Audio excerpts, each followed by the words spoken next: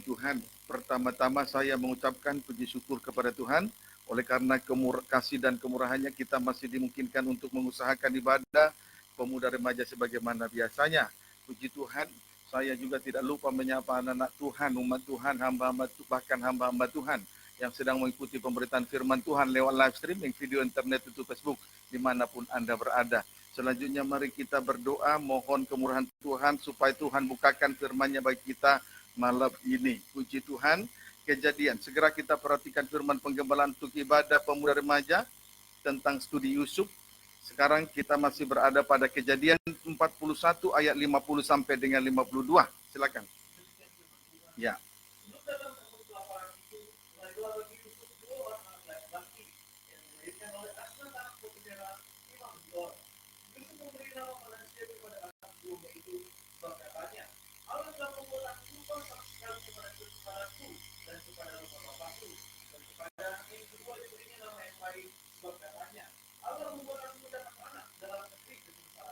Puji Tuhan. Sebelum datang 7 tahun kelaparan itu, lahirlah bagi Yusuf 2 orang anak laki-laki. Sebelum datang 7 tahun kelaparan itu, lahirlah bagi Yusuf 2 orang anak laki-laki. Yang sulung bernama Manasye, anak yang kedua bernama Efraim. Selanjutnya kita akan simak arti rohani kedua nama anak laki-laki Yusuf tersebut. Selanjutnya kita akan simak arti rohani kedua nama anak laki-laki Yusuf tersebut, dimulai dari yang sulung yakni Manasye. Manasye artinya Allah telah membuat Yusuf lupa sama sekali terhadap 2 perkara. Arti rohani Manasye ialah Allah telah membuat Yusuf lupa sama sekali terhadap 2 perkara, yakni 1, Yusuf lupa kepada kesukarannya, 2, Yusuf lupa kepada rumah bapaknya. Puji Tuhan. Kita sedang memperhatikan kesukaran Yusuf yang dibagi dalam 3 fase. Yang pertama, Yusuf tinggal bersama dengan saudara-saudaranya, Kejadian 37. Hal ini telah disampaikan beberapa tahun yang lalu. Sekarang fase yang kedua, Yusuf tinggal di rumah Potifar. Kejadian 39. Kita masih memperhatikannya. Saat ini kita masih memperhatikannya.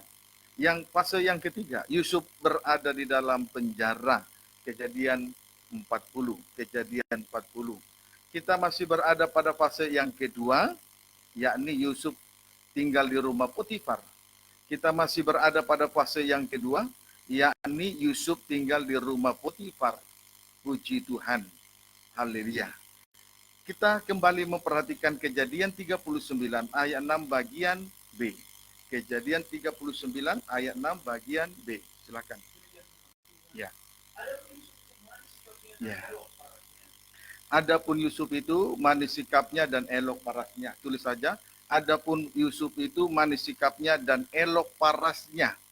Saudara, ketentuan firman Allah terhadap sidang mempelai Tuhan ialah manis sikapnya dan elok parasnya. Ketentuan firman Allah terhadap sidang mempelai Tuhan ialah manis sikapnya dan elok parasnya. Mengapa demikian? Karena sidang mempelai Tuhan tidak boleh ada cacat dan celanya. Mengapa demikian? Karena sidang mempelai Tuhan tidak boleh ada cacat dan celanya. Itu bisa kita melihat dalam Kidung Agung 4 ayat 1 sampai dengan ayat 7. Mempelai laki-laki memuji mempelai perempuannya karena mempelai perempuan itu sangat cantik, tanpa cacat atau celah. Puji Tuhan. Kemudian Wahyu 12 ayat 1. Puji Tuhan, di situ kita bisa melihat kemuliaan dan kesempurnaan dari gereja Tuhan. Wahyu 12 ayat 1. Pendeknya, keindahan dari mempelai perempuan dinyatakan di tengah-tengah bangsa kafir. Pendeknya, keindahan dari mempelai perempuan Tuhan dinyatakan di tengah-tengah bangsa kafir, bagaikan Yusuf ada di tanah Mesir. Amin. Puji Tuhan, bagaikan Yusuf ada di tanah Mesir. Saudara, tulis saja. Manis sikapnya dan elok parasnya menunjuk 2 hal. Manis sikapnya dan elok parasnya menunjuk 2 hal. Satu kehidupan nikah yang diberkati. Kehidupan nikah yang diberkati. Tanda nikah suci diberkati, ada suatu persekutuan yang indah dengan Tuhan, disebut dengan hubungan intim.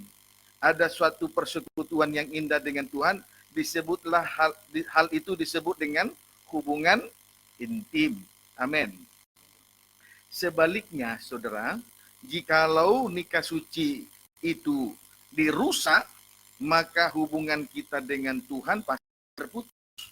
Pada saat itulah akan terjadi banyak sekali penyangkalan kepada Tuhan. Amin. Kemudian tadi manis sikapnya dan elok parasnya menunjuk dua hal. Satu, satu kehidupan nikah yang diberkati. Dua, mempunyai pandangan nubuatan. Menunjukkan yang kedua, mempunyai pandangan nubuatan. Berarti memandang jauh ke depan. Berarti memandang jauh ke depan. Jelas ini menunjuk kepada orang yang tidak memiliki pikiran yang pendek. Jelas ini menunjuk kepada orang yang tidak memiliki pikiran yang pendek. Puji Tuhan. Haleluya. Sehingga tidak mudah dipengaruhi oleh hal-hal yang tak suci. Kalau pikiran seseorang pendek, pasti mudah sekali dipengaruhi oleh hal-hal yang tak suci. Amin, saudaraku. Puji Tuhan. Kiranya dapat dipahami dengan baik. Sekarang lanjut tulis. Bukti Yusuf memiliki pandangan nubuatan. Bukti Yusuf memiliki pandangan nubuatan. Langsung saja kita membaca pada Kejadian 39 ayat 7. Bukti Yusuf memiliki pandangan nubuatan. Titik 2 Kejadian 39 ayat 7. Baca. Ya. Setelah beberapa waktu, istri tuannya memandang Yusuf dengan berarti. Ya. Lalu katanya, Ya. marilah tidur dengan aku. Puji Tuhan.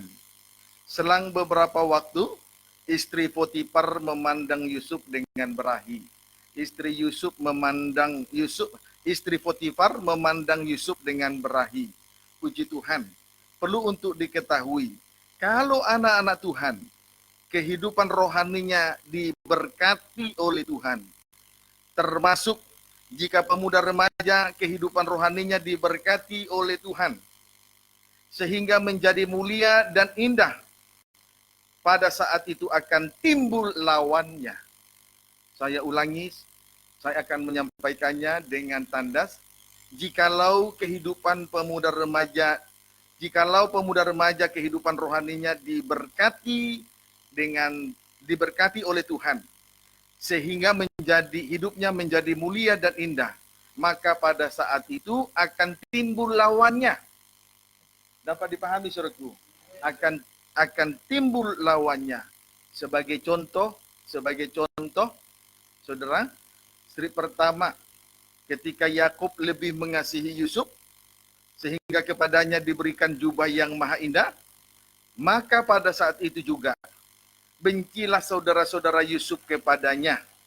Bencilah saudara-saudara Yusuf kepadanya. Amin. Saudara, jubah yang maha indah itu menunjuk harta rohani yang berharga. Itu menunjuk kepada harta rohani yang berharga, sama dengan karunia-karunia dan jabatan-jabatan Roh El Kudus. Jadi pada saat Yusuf menerima jubah yang maha indah, pada saat Yusuf menerima karunia-karunia dan jabatan Roh El Kudus, pada saat itulah timbul kebencian dari saudara-saudara tua, dari Yusuf. Amin. Strip yang kedua, ketika Tuhan mengaruniakan mimpi kepada Yusuf, saudara-saudaranya lebih benci lagi kepada Yusuf. Strip yang kedua, ketika Tuhan mengaruniakan mimpi kepada Yusuf, saudara-saudaranya lebih benci lagi kepada Yusuf. Kiranya dapat dipahami dengan baik. Mimpi menunjuk nubuatan atau pembukaan firman. Mimpi menunjuk nubuatan atau pembukaan firman. Puji Tuhan. Haleluya. Jadi, demikian juga dengan istri Potifar. Memandang Yusuf dengan berahi. Sebab Yusuf itu manis sikapnya dan elok parasnya. Inilah kehidupan pemuda remaja, di mana kehidupan rohaninya sudah diberkati oleh Tuhan. Sehingga hidupnya indah dan mulia.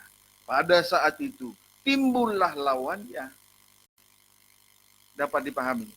Timbullah lawannya. Puji Tuhan.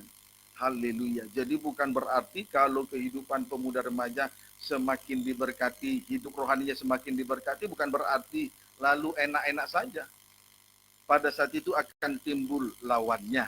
Pendeknya, jika sidang mempelai Tuhan dipermuliakan sedemikian rupa, dan nyata-nyata sungguh-sungguh rohani, dan nyata sungguh-sungguh rohani, maka dari sisi kekafiran, yakni orang yang tidak mau bertobat, akan melihat dari arah yang lain. Amin, saudaraku. Akan melihat dari arah yang lain. Kiranya dapat dipahami dengan baik. Tetapi tidak untuk kepentingan rohani, tetapi untuk kepentingan jasmani. Yakni timbul sesuatu yang tidak berkenan kepada Tuhan, yaitu dosa kenajisan. Sebab istri Potifar berkata kepada Yusuf, marilah tidur dengan aku. Dapat dipahami? Puji Tuhan. Haleluya. Jadi saudara, dosa kenajisan adalah musuh utama. Jika kerohanian dari pemuda remaja, anak-anak Tuhan, diberkati sehingga mulia dan menjadi indah. Nah, pada saat mulia dan indah inilah timbul musuh atau lawan. Amin, saudaraku. Itu sebabnya dari sisi kekafiran, istri Potifar memandang dengan arah yang lain. Tetapi untuk kepentingan jasmani, bukan kepentingan rohani. Itulah untuk supaya terwujud dosa kenajisan. Sehingga istri Potifar berkata di situ, marilah kepada Yusuf, marilah tidur dengan aku. Dapat dipahami, saudara. Puji Tuhan. Sebab itu, saudaraku, kita ini sudah dipanggil oleh Tuhan, dan sekarang kita sudah bersembunyi di dalam Allah oleh karena kematian dan kebangkitannya. Jangan kita keluar dari sana sampai nanti kelak dipermuliakan bersama-sama dengan Dia. Jangan keluar dari sana. Bersembunyilah di dalam Allah oleh kematian dan kebangkitan Yesus Kristus supaya nanti kelak dipermuliakan. Jangan keluar dari sana. Amin, saudaraku. Jangan keluar dari sana. Apalagi kalau seorang imam sudah melayani, apalagi kalau seorang pelayan Tuhan sudah menerima karunia-karunia dan jabatan-jabatan Roh Kudus. Puji Tuhan. Tidak boleh bermain-main. Dapat dipahami? Tidak boleh bermain-main. Kalau masih ada keinginan-keinginan yang jahat, keinginan yang najis, jangan melayani Tuhan. Kiranya dapat dipahami dengan baik. Puji Tuhan. Jadi, dosa kenajisan adalah musuh utama jika kerohanian dari anak-anak Tuhan, pemuda remaja, diberkati dengan sangat. Berarti mulia dan indah. Puji Tuhan. Fakta Alkitab.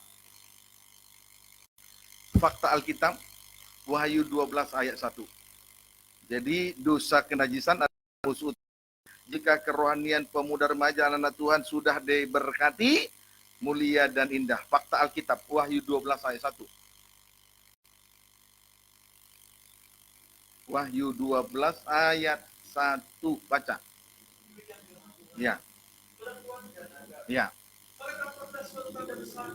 Tanda besar di langit, yaitu ya. Ya.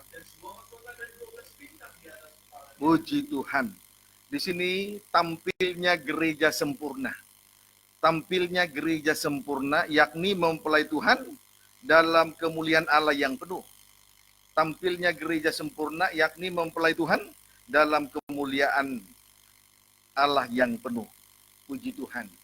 Kiranya dapat dipahami dengan baik. Dengan bukti, mempelai perempuan sudah dikuasai oleh 3 benda penerang di cakrawala. Berarti sama dengan mempelai Tuhan dalam kemuliaan Allah yang penuh. Puji Tuhan. Tetapi jangan salah. Ketika gereja Tuhan di kehidupan rohaninya sudah diberkati, sehingga hidupnya menjadi mulia dan indah, di situ akan timbul musuh atau lawan. Lihat ayat 3.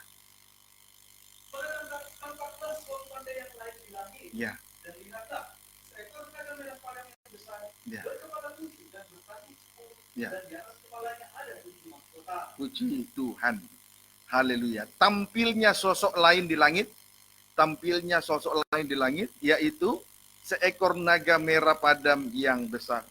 Jadi ini sudah fakta Alkitab bahwa ketika kehidupan rohani kita sudah diberkati, sehingga kehidupan kita menjadi mulia dan indah, di situ akan timbul lawan. Demikian juga setelah tampilnya gereja sempurna, itulah mempelai Tuhan dalam kemuliaan yang penuh.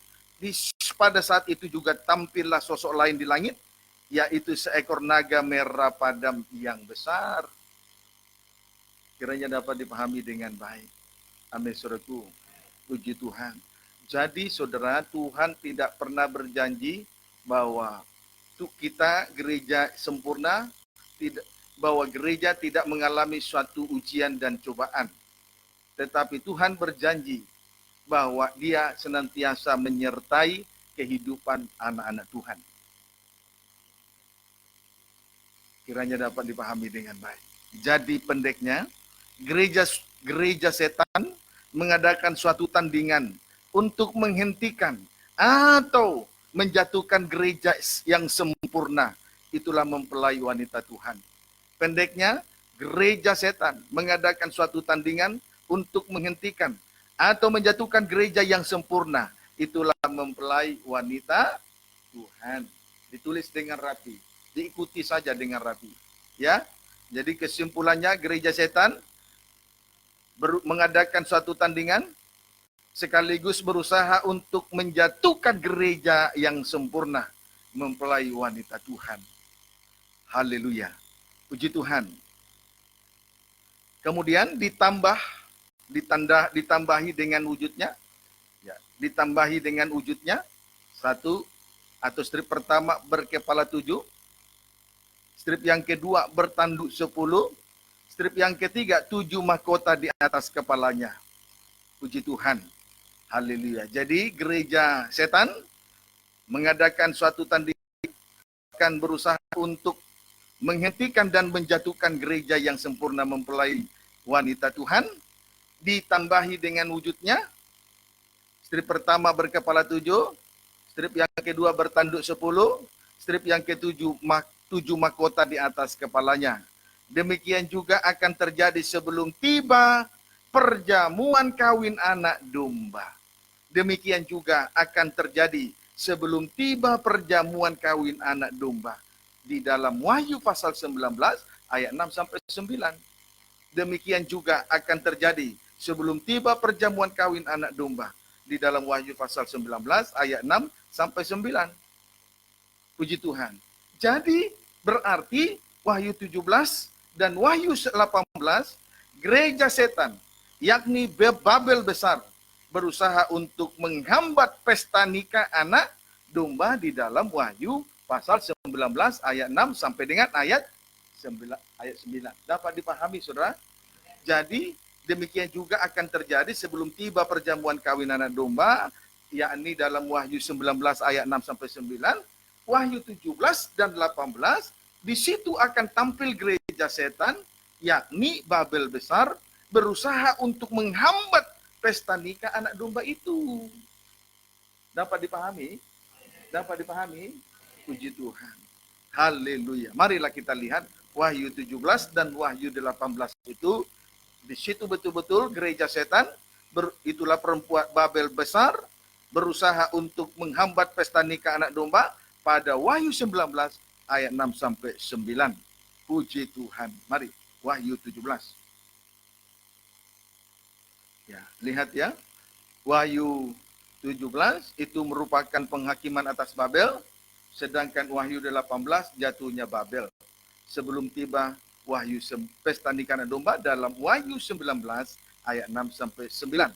Mari, Wahyu 17 ayat 2 sampai dengan ayat yang keempat. Silakan. Ini gereja setan. Di sini kita akan melihat penampilan dari gereja setan. Babel besar. Mari.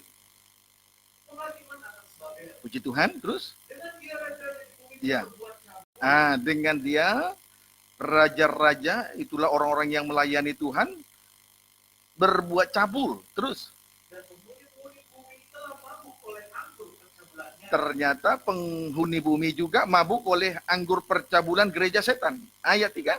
Dalam waktu dibawanya kepada guru, Ya, terus. melihat seorang perempuan Nah, ini gereja setan. Terus, duduk di atas seekor binatang yang merah ungu, terus. yang penuh tertulis dengan nama-nama puja. Iya, terus. Binatang itu mempunyai 7 kepala Lah, dan sama. 10 tanduk. Tadi kan begitu di Wahyu pasal 12 ayat 3. Binatang itu mempunyai 7, naga itu mempunyai 7 kepala, 10 tanduk, dan juga 7 mahkota. Amin. Puji Tuhan. Haleluya. Lalu ayat 20, ayat 4.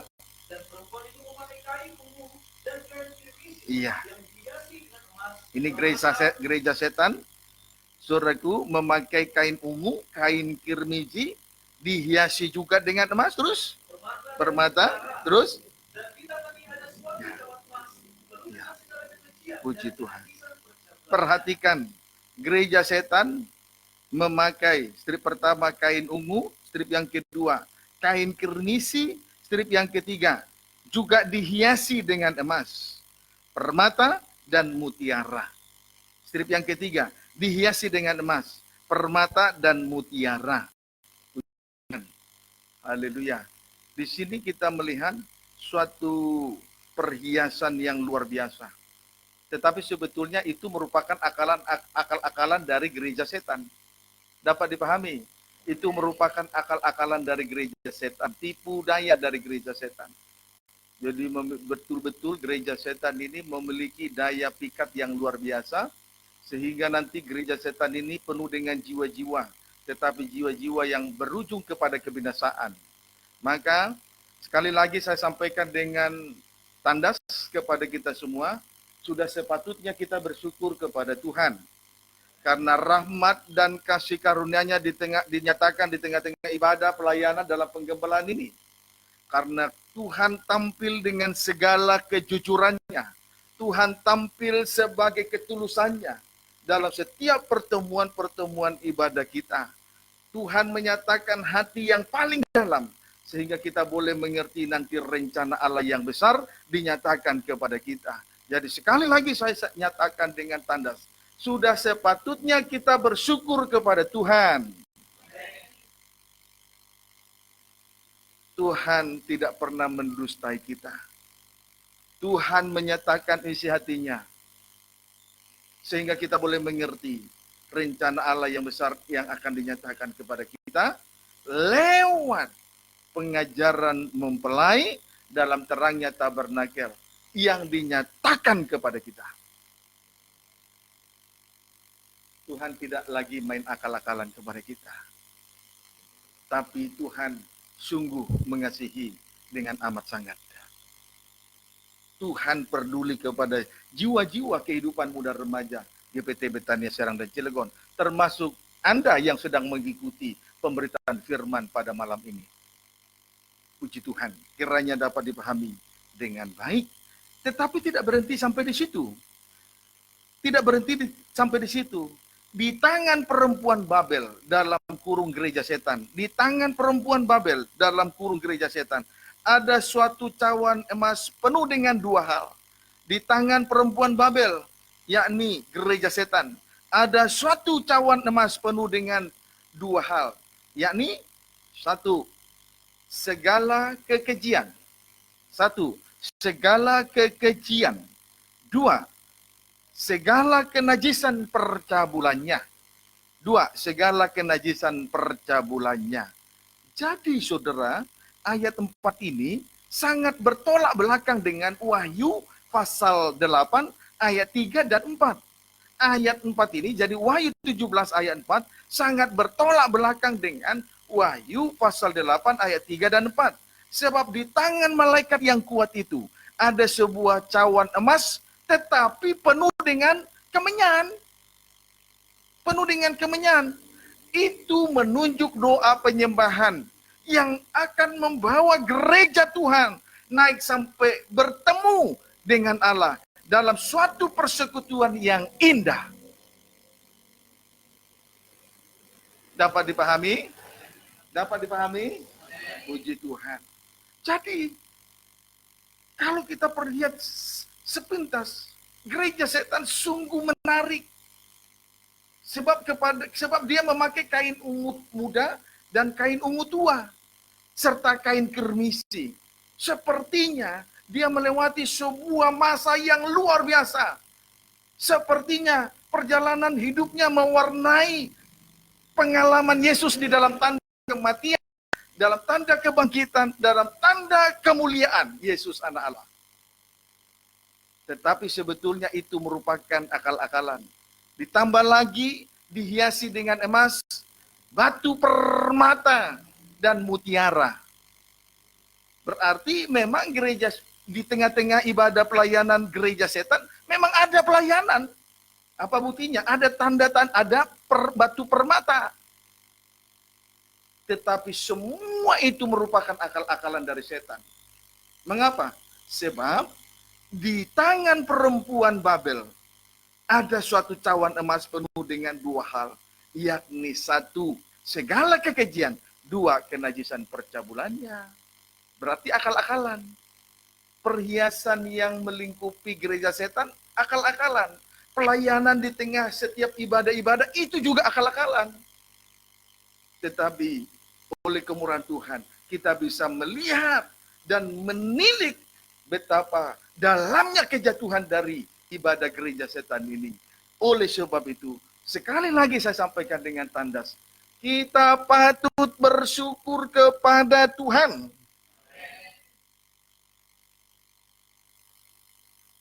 Puji Tuhan. Mengingat kedatangan Tuhan sudah tidak lama lagi. Tanda-tanda zaman sudah sangat terlihat jelas. Kedatangan Tuhan sudah tidak lama lagi. Tetapi anehnya masih banyak gereja Tuhan yang berkata bahwa khotbah mengenai kedatangan Tuhan sudah dekat, itu sudah berulang-ulang. Dan dari dulu sudah dia dengar. Sampai akhirnya dia tidak peduli lagi dengan ibadah. Tidak peduli dengan setiap pemberitaan-pemberitaan firman Tuhan. Ini gereja yang sangat disayangkan sekali. Tapi bersyukurlah, Tuhan himpunkan kita di tengah ibadah pemuda remaja malam ini. Itu kemurahan loh. Supaya kita jangan binasa. Puji Tuhan. Nah, jadi mari kita melihat dua isi dari cawan emas yang di tangan perempuan Babel atau gereja setan. Tadi, dua isi dari cawan emas di tangan perempuan Babel atau gereja setan, yakni satu, segala kekejian. Segala kekejian, yaitu melenyapkan korban sehari-hari. Yakni melenyapkan korban sehari-hari. Jadi satu, segala kekejian. Apa itu? Melenyapkan korban sehari-hari. Yaitu A, korban sembelihan. Itu menunjuk ibadah dan pelayanan. B, korban santapan. Itulah firman Allah sebagai makanan rohani kita. Kiranya dapat dipahami dengan baik. Amin, saudaraku. Puji Tuhan. Di hari-hari ini, setan berusaha membangun gerejanya. Setan sedang berusaha membangun gerejanya dengan dihiasi dengan segala kemuliaan-kemuliaan yang palsu. Puji Tuhan. Sehingga di sini kita melihat cara mereka beribadah kepada Tuhan. Puji Tuhan, seakan-akan tulus dan murni. Cara mereka beribadah kepada Tuhan seakan-akan tulus dan murni. Tapi sebetulnya telah melenyapkan dua hal, yaitu korban sembelihan dan korban santapan. Dapat dipahami, saudaraku. Seakan-akan beribadah kepada Tuhan dengan tulus, seakan-akan beribadah kepada Tuhan dengan benar dan murni. Tetapi sebetulnya telah melenyapkan dua hal, yaitu korban santapan, yaitu bukan dua hal, yaitu sebetulnya melenyapkan korban santapan, yaitu korban sembelihan dan firman Allah. Puji Tuhan. Korban sehari-hari, tetapi sebetulnya telah melenyapkan korban sehari-hari, yaitu korban sembelihan dan korban santapan firman Allah. Kiranya dapat dipahami dengan baik. Itulah Itulah sekarang ini setan bergiat sekali membangun gerejanya. Puji Tuhan. Seakan-akan beribadah dengan Tuhan dengan tulus. Seakan-akan beribadah kepada Tuhan dengan murni. Tetapi sebetulnya telah melenyapkan korban sehari-hari. Itulah korban sembelihan dan korban santapan. Puji Tuhan. 1 Timotius 4.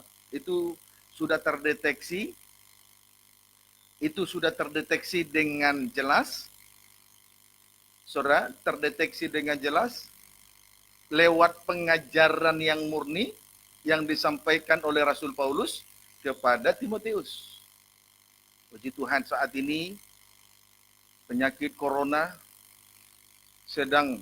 wabah corona sedang merajalela di berbagai-bagai negara di penjuru dunia ini.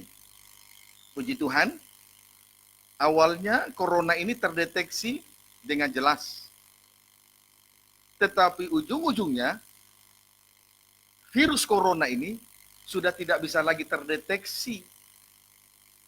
Sebab tanpa sebab dia sudah akan tiba-tiba mati tanpa terdeteksi oleh penyakit atau virus corona. Tetapi gereja setan dengan siasatnya, dengan tipu dayanya terdeteksi oleh firman yang diurapi. Itulah yang disampaikan oleh Rasul Paulus kepada anak rohaninya Timotius. Mari kita lihat. 1 Timotius 4 ayat 1 sampai 2. 1 Timotius 4 ayat 1 sampai dengan ayat yang ke-2 dulu. Ya. Tuhan Timotius sedang menghadapi pengajar besar. Ya. Tetapi Allah dengan tegas mengatakan Ya. bahwa waktu-waktu kemudian Ya. ada orang yang akan murtad Ya. dan mengikuti roh-roh penyesat dan ajaran setan-setan. Ya. Orang itu yang mendusta-pendusta Ya. yang hati nuraninya memakai cap mereka. Puji Tuhan. Di hari-hari terakhir ini ada orang murtad lalu mengikuti strip pertama roh-roh penyesat, strip yang kedua ajaran setan-setan. Puji Tuhan. Hal ini terjadi disebabkan oleh tipu daya pendusta-pendusta. Itulah nabi-nabi palsu. Itulah nabi-nabi palsu yang hati nuraninya memakai cap mereka. Yang hati nuraninya memakai cap mereka. Puji Tuhan. Haleluya. Melayani dengan sesuka hati. Puji Tuhan. Tidak murni, tidak tulus. Adapun penyesatan dari nabi-nabi palsu, kita lihat di ayat 3 baca. Mereka itu melarang orang kawin, Ya. melarang orang makan makanan yang diciptakan Allah, Ya. supaya dengan pengucapan syukur dimakan oleh orang yang percaya Ya. dan yang telah mengenal Ya. Tuhan. Puji Tuhan. Penyesatan dari nabi-nabi palsu. 1, atau A, melarang orang kawin. B, melarang orang makan makanan yang diciptakan Allah. Ini penyesatan dari nabi-nabi palsu. Sekarang ini sedang hidup. Sebab setan sedang berusaha dan membangun gerejanya. Disebutlah gereja setan. Amin. Puji Tuhan. Perhatikan tentang melarang orang kawin. Tentang melarang orang kawin. Jelas hal ini bertolak belakang dengan pengajaran mempelai. Pengajaran yang sempurna. Yang membawa gereja Tuhan sampai sempurna, yakni menjadi mempelai Tuhan. Amin. Puji Tuhan. Kemudian tentang melarang orang makan makanan yang diciptakan Allah. Tentang melarang orang makan makanan yang diciptakan Allah. Hal ini bertolak belakang dengan pengajaran salib. Ya, pengajaran salib, pengajaran firman Allah yang benar dan murni. Puji Tuhan. Amin, saudaraku. Puji Tuhan. Sebab Yesus pernah berkata kepada 12 murid, makananku ialah, strip pertama melakukan kehendak Allah, yang kedua menyelesaikan pekerjaan Allah. Kiranya dapat dipahami dengan baik. Jadi melarang orang makan makanan yang diciptakan Allah, jelas bertolak belakang dengan pengajaran salib, pengajaran yang benar dan murni. Amin, saudaraku. Puji Tuhan. Kiranya dapat dipahami dengan baik. Saudara, dua isi dari cawan emas yang di tangan perempuan Babel atau gereja setan. Tadi yang pertama tadi penuh dengan kekejian. Amin, saudaraku. Berarti melenyapkan korban sehari-hari. Dua isi dari cawan emas yang di tangan perempuan Babel atau gereja setan. Yang kedua, kenajisan percabulannya. Atau boleh baca, nggak usah ditulis lagi, tidak usah ditulis. Baca saja, karena tadi sudah dibaca. Wahyu 17 ayat yang keempat, baca. Dan perempuan itu memakai kain ungu Ya. dan kain kirmisi Ya. yang dihiasi dengan emas, Ya. permata dan mutiara. Ya, sepertinya gereja setan ini telah mewarnai kehidupannya dengan pengalaman Yesus dalam tanda kematian, kebangkitan, dan kemuliaan. Kemudian Dan di tangannya dihiasi, kemudian kehidupannya dihiasi, gereja setan dihiasi dengan emas, permata, dan mutiara. Jelas, mereka seakan-akan melayani Tuhan, tetapi sebetulnya tidak tulus, tidak murni. Mengapa? Sebetulnya pelayanan mereka akal-akalan. Mengapa? Sebab, baca. dan di tangannya ada sebuah cawan emas Sebab di tangan perempuan Babel atau gereja setan ada suatu cawan emas penuh dengan segala penuh dengan najisan ya, percabulannya. di tangan perempuan Babel ada suatu cawan emas penuh dengan satu kekejian, dua kenajisan percabulannya. Jadi cawan emas yang di tangan gereja setan, yang kedua berisi kenajisan percabulannya. Puji Tuhan. Haleluya. Inilah isi dari cawan emas di tangan perempuan Babel atau gereja setan. Inilah isinya. Inilah isinya. Jadi saudara, hati-hati. Jangan sampai kita datang melayani Tuhan, tetapi hati dan pikiran ini, saudaraku, sudah menjadi najis oleh karena banyaknya percabulan. Puji Tuhan, kiranya dapat dipahami dengan baik. Haleluya. Puji Tuhan. Nah, sekarang kenajisan itu akan berlangsung di dalam gereja Tuhan. Ya. Penyebabnya ialah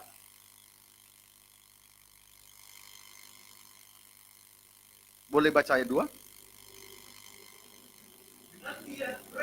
Jadi kenajisan itu akan berlangsung di dalam gereja Tuhan. Amin. Penyebabnya ialah ayat 2? Ya. Ya. Dengan dia raja-raja di bumi berbuat cabul terus. Ya. Penyebabnya adalah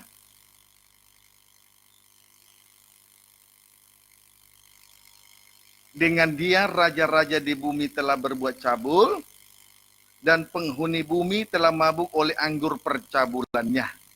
Ya, puji Tuhan. Jadi, saudaraku, kenajisan sudah merajalela di dalam gereja setan. Penyebabnya karena banyaknya percabulan dari perempuan Babel itu. Puji Tuhan. Kiranya dapat dipahami dengan baik. Jadi kenajisan sudah merajalela di dalam gereja setan karena banyak percabulan di dalamnya. Oleh karena percabulan dari perempuan Babel itu sendiri. Puji Tuhan. Haleluya. Wahyu 18 ayat 9. Itu dibuktikan juga di dalam Wahyu 18 ayat yang ke-9. Terus ya. Ya, perhatikan. Boleh baca ayat 2, loncat ayat 9. Ya. Ya. Ya. Iya, terus? Iya. Iya. Iya. Jadi jelas gereja setan tempat bersembunyi roh-roh najis atau burung-burung yang najis. Lalu ayat yang kenapa bisa terjadi? Ayat 9.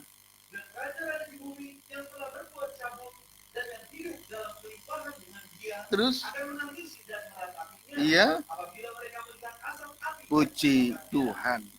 Berbuat cabul. Penyebab percabulan adalah karena kelimpahan yang dijanjikan oleh perempuan Babel. Jadi kenajisan itu terjadi karena ada perbuatan cabul, yaitu kelimpahan-kelimpahan yang dijanjikan oleh perempuan Babel. Puji Tuhan. Pendeknya, gereja setan sibuk dengan perkara lahiriah. Sibuk berbicara soal perkara lahiriah di bumi ini. Sibuk dengan soal berkat-berkat secara jasmani. Itu adalah kelimpahan-kelimpahan. Kalau kita sibuk dengan kelimpahan semacam ini, inilah yang disebut percabulan dari perempuan Babel. Sehingga oleh percabulan inilah gereja setan menjadi najis. Itu yang menajiskan gereja setan. Terlalu banyak percabulan di dalamnya. Sebab perempuan Babel itu menjanjikan suatu kelimpahan. Gereja setan sibuk soal bicara berkat jasmani. Sibuk berbicara perkara lahiriah di bumi ini. Bersyukur. Bersyukur Tuhan memberikan suatu pengertian yang dahsyat bagi kita malam ini. Bersyukur. Itu yang menajiskan gereja setan. Terlalu banyak percabulan. Amin, saudaraku. Kiranya dapat dipahami dengan baik. Karena kelimpahan-kelimpahan yang dijanjikan. Sibuk berbicara soal berkat-berkat jasmani. Tetapi menyingkir dari pengajaran salib. Kiranya dapat dipahami dengan baik. Puji Tuhan. Ibrani 12 ayat 16. Ibrani 12 ayat 16. Lihat ya. Tuhan tidak suka. Biar limpah harta kekayaan secara jasmani. Tuhan tidak suka.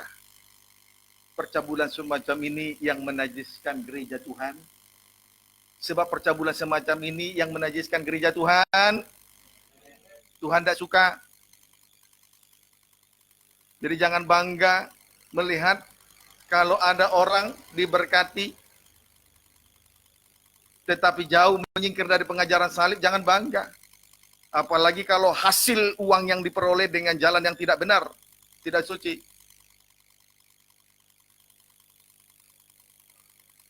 Tuhan sedang berpihak kepada kita, maka kita juga harus berpihak kepada pengajaran yang benar ini.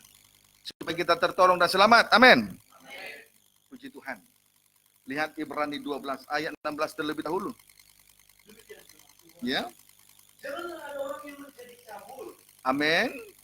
Jangan ada orang yang menjadi cabul terus Atau yang mempunyai nafsu yang rendah. sama dengan nafsu rendah. Terus? Yang menjual hak kesulungannya untuk sepiring. Iya. Lihat Esau. Ia menjual hak kesulungannya demi sepiring kacang merah. Semangkok kacang merah. Menunjukkan bahwa Esau sedang berlaku cabul. Sama dengan nafsu rendah. Menjual hak kesulungan demi semangkok kacang merah. Menunjukkan bahwa Esau seorang yang cabul. Sama dengan nafsu rendah. Dia telah berlaku cabul. Oleh karena berkat-berkat secara lahiriah. Termasuk semangkok kacang merah. Nah, ini yang menajiskan seseorang. Banyak orang, tidak sedikit orang Kristen berlaku cabul. Oleh karena kelimpahan atau berkat-berkat secara jasmani. Tetapi tanpa sadar, dia sedang dinajiskan oleh kelimpahan-kelimpahan secara lahiriah itu. Lah untuk apa kita menjual hak kesulungan? Untuk apa kita meninggalkan ibadah dan pelayanan? Hanya karena semangkok kacang merah, sesuap nasi. Kelimpahan semacam ini akan menajiskan gereja Tuhan. Tetapi anehnya, gereja sedang disusupi oleh ajaran-ajaran setan. Tanda tanpa sadar, gereja di hari-hari ini sedang disusupi oleh ajaran-ajaran setan. Kiranya dapat dipahami dengan baik. Haleluya. Puji Tuhan. Bersyukur tidak? Bersyukur? Puji Tuhan. Doakan keluarga kita yang belum mengerti pengajaran semacam ini supaya tertolong. Kasihan orang tua, abang, adik, kakak. Jangan bilang dia sudah melayani. Belum tentu itu ketulusan. Belum tentu itu kemurnian. Kalau berlaku cabul karena kelimpahan berkat jasmani, itu merupakan kenajisan dalam gereja. Jadi ukurannya bukan pelayanan. Tidak dengar-dengar, melayani tapi tidak dengar-dengaran. Pelayanan itu membuat dia semakin menambah dosanya. Semakin banyak melayani, semakin menambah dosa. Karena itu merupakan kekejian. Berdoa kepada Tuhan, termasuk melayani kepada Tuhan. Tetapi memalingkan telinga dari firman Tuhan. Itu kekejian menurut Amsal. Itulah isi dari cawan emas di tangan perempuan Babel itu. Seharusnya cawan emas harus penuh dengan kemenyan. Untuk menghasilkan asap dupa kemenyan. Naik di hadapan Tuhan. Dengan itu caranya kita boleh berjumpa dengan Allah. Kiranya dapat dipahami dengan baik. Amin, saudara. Lalu baca ayat 17. Sebab kamu tahu bahwa kemudian ketika ia hendak menerima berkat itu, ia ditolak. Ya. Sebab ia tidak beroleh kesempatan untuk memperbaiki kesalahannya. Ya. Sekalipun ia mencarinya dengan mencucurkan air mata. Kemudian ketika ia hendak menerima berkat yang satu itu, ia ditolak. Puji Tuhan. Ketika ia hendak menerima berkat yang satu itu, ia ditolak. Sebab ia tidak beroleh kesempatan untuk memperbaiki kesalahannya. Puji Tuhan. Sekalipun mencucurkan air mata. Bahkan air mata sudah menjadi darah. Tuhan bukanlah manusia yang mudah sekali terbawa perasaan dan emosi. Nah, kesempatan yang ada sekarang ini manfaatkan dengan baik. Kalau beribadah, datanglah beribadah dengan sungguh-sungguh. Kalau melayani Tuhan, datanglah melayani Tuhan dengan sungguh-sungguh. Selagi masih ada kesempatan. Kiranya dapat dipahami dengan baik. Hagai pasal 2. Hagai pasal yang kedua. Puji Tuhan. Tuhan berkemurahan kepada kita. Amin. Puji Tuhan, oleh pertolongan Tuhan, Tuhan menyatakan isi hatinya. Puji Tuhan, jam-jam saya meneliti firman ini, Tuhan nyatakan dengan luar biasa, supaya kita hidup muda remaja kita tertolong. Puji Tuhan. Haleluya. Jadi, apapun yang kita korbankan tidak sebanding dengan rencana Allah yang besar. Jangan bersungut-sungut. Hagai pasal 2 ayat 14. Baca perikopnya. Demikian firman Tuhan. Ya. Pembangunan bait suci terancam Ya. dan ikut sertanya orang-orang najis. Iya. Puji Tuhan. Baca ayat 14. Singkat saja, singkat. Berkatalah pula Hagai, Ya. jika seseorang yang najis oleh mayat Nah. menyentuh semuanya ini, Oleh mayat. Mayat itu hidup tapi mati. Itu maksud mayat di sini. Karena banyaknya percabulan dalam kelimpahan yang ditawarkan. Itu perbuatan orang mati. Biarlah orang mati mengubur orang mati. Puji Tuhan. Terus, jika seseorang yang najis oleh mayat semuanya ini tentu pekerjaan Tuhan. Terus, menjadi najiskah yang disentuh itu? ya. Lalu para imam itu menjawab, katanya, tentu. Iya. Puji Tuhan. Saudara, perbuatan cabul itulah yang menajiskan seseorang di hadapan Tuhan. Dan oleh karena dosa kenajisan semacam ini, pembangunan bait Allah terancam gagal. Jadi kalau seseorang berlaku menjadi najis karena percabulan-percabulan, karena kelimpahan oleh berkat jasmani. Sebetulnya orang semacam ini tidak layak untuk masuk dalam pembangunan tubuh Kristus. Karena kenajisan ini akan menghambat pembangunan tubuh Kristus. Mengancam terhambatnya pembangunan tubuh Kristus yang sempurna. Kiranya dapat dipahami dengan baik. Amin, saudaraku. Puji Tuhan. Haleluya. Sebab itu, saudara, jangan kita menjadi najis karena percabulan. Karena kelimpahan-kelimpahan yang disodorkan. Memang, lihat penghuni bumi mabuk oleh hawa nafsu, oleh anggur percabulannya. Memang itu yang disodorkan oleh gereja setan. Sibuk berbicara soal berkat jasmani, memang. Tapi tanpa sadar. Sudah menjadi najis oleh karena percabulan itu. Sehingga oleh kenajisan ini, terancamlah pembangunan bait suci. Gagallah pembangunan bait suci. Tidak akhirnya mengancam rencana Allah yang besar. Itulah pesta nikah anak domba. Jadi sebelum tiba waktu pesta nikah anak domba dalam Wahyu pasal 19 ayat 6 sampai 9, saudara, perempuan Babel, gereja setan sudah menghambat lajunya pembangunan tubuh pada Wahyu 17 dan Wahyu 18. Terancam batal karena kenajisan. Tetapi malam ini kita mau dengan rendah hati menerima pernyataan kasih Tuhan oleh firman pengajaran mempelai dalam terang tabernakel yang sudah kita terima. Kita terima dengan rendah hati. Puji Tuhan. Puji Tuhan. Baik kalau begitu. Kejadian 39.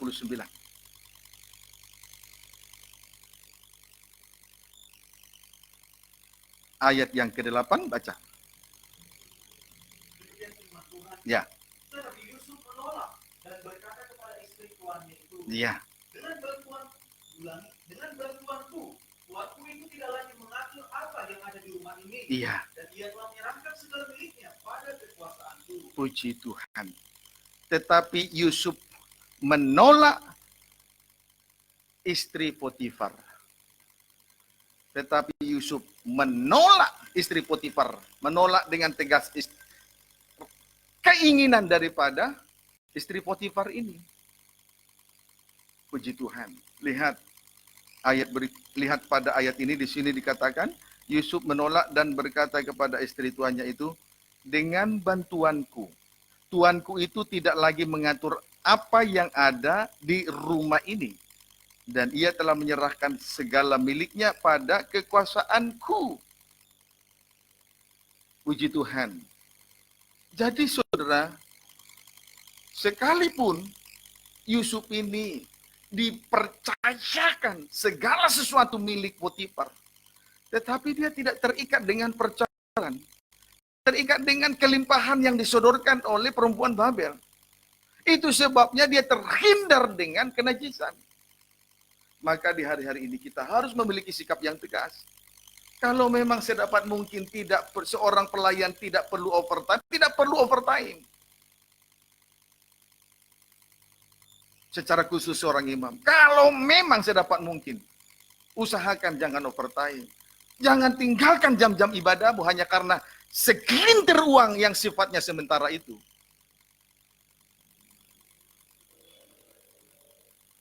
Percabulan semacam ini yang menajiskan seseorang. Lihatlah, sekalipun segala milik Potifar dipercayakan kepadanya, tetapi dia tidak berlaku cabul sehingga terlepas dari kenajisan. Kita harus memiliki sikap yang tegas seperti ini. Jadilah Yusuf di akhir zaman. Memiliki sikap yang tegas, sekalipun mudah, tetapi tidak dipandang rendah. Kiranya dapat dipahami dengan baik. Ingat, oleh kenajisan ini banyak gereja, banyak pelayanan yang hancur. Jangan terulang terus kembali. Jangan hatimu diseret dan terpikat oleh percabulan. Arahnya kepada itu yang akan mencemarkan dan menajiskan gereja Tuhan. Kiranya dapat dipahami dengan baik. Amin. Sekarang wujud ketegasan. Wujud dari ketegasan gereja Tuhan. 1 Timotius 4.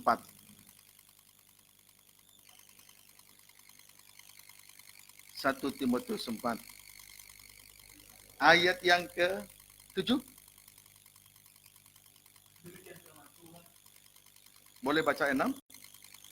Dengan selalu mengingatkan hal itu kepada saudara-saudara kita, Ya. engkau akan menjadi seorang pelayan Kristus Yesus yang baik, Ya, pelayan Yesus Kristus yang baik. Terus? terdiri dalam soal-soal pokok iman kita, Ya, dan dalam ajaran sehat yang telah kau ikuti selama ini. ya. Puji Tuhan. Terus? Tetapi jauhilah tahayul dan dongeng nenek-nenek tua, latihlah dirimu beribadah. Puji Tuhan.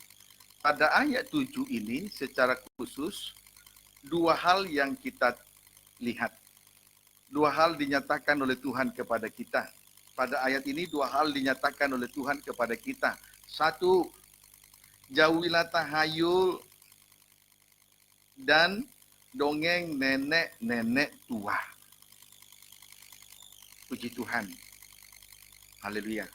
Satu, jauhilah tahayul dan dongeng nenek tua. Amin, saudaraku. Puji Tuhan.